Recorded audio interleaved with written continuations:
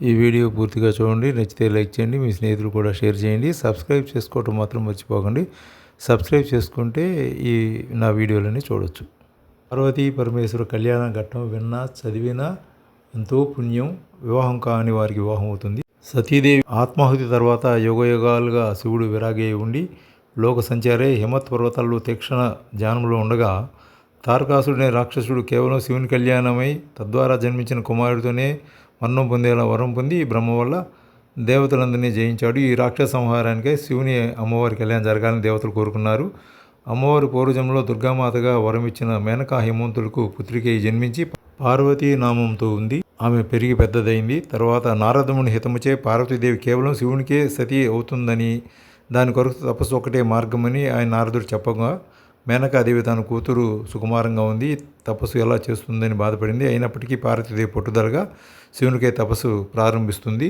శివుడు హిమత్ పర్వతాలపై ఉన్నాడని తెలుసుకుని తండ్రి సహాయంతో శివుని సేవకై అనుమతి పొంది శివునికి అత్యంత శ్రద్ధా భక్తులతో సేవించి పూజిస్తుంది అమ్మవారు.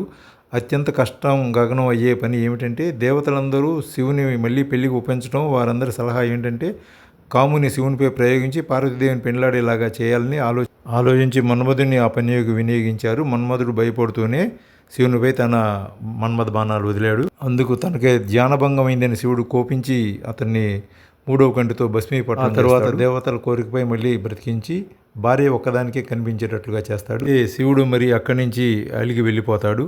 మళ్ళీ కథ మొదలుకు వస్తుంది. ఇంకా పార్వతీదేవి శివునికి ఘోరతపం సంకల్పం చేసుకుని అన్నపానీయాలు సైతమని ఆకులు తింటూ ఉంది. అమ్మకు అపర్ణ అనే పేరు అప్పుడే వచ్చింది. శివుడు సంతోషించి తనను మరొకసారి పరీక్షిద్దామని ముసలి బ్రాహ్మణ వేషధారి పార్వతీదేవి దగ్గరకు శివనింద చేస్తాడు. శివుడు బట్టకట్టడని, పాములు ఆభరణాలుగా ఉంటాయని, శ్మశానవాసి అని పరిపరి విధాల నిందిస్తాడు. అప్పుడు ఆమె శివుడు వేరే బ్రాహ్మణ రూపంలో ఉండు చేత తనను చూడడు అని చెప్పిన బ్రాహ్మణునిపై కోప్పడుతుంది, ఉగ్రరూపం దాలుస్తుంది. అప్పుడు శివుడు వెంటనే ప్రత్యక్షమై నిజ రూపంతో దర్శనమిస్తాడు. తను సాంప్రదాయబద్ధంగా వ్యవహరిస్తానని సప్త ఋషులను శివుడు హేమంతుని దగ్గరకు పంపించి మాత పెళ్లికి పెద్దరికం వహించమంటాడు. తరువాత వేదశాస్త్రోక్తంగా బ్రహ్మదేవుడే పురోహితుడై దేవతలందరినీ ఆనందపరుస్తాడు.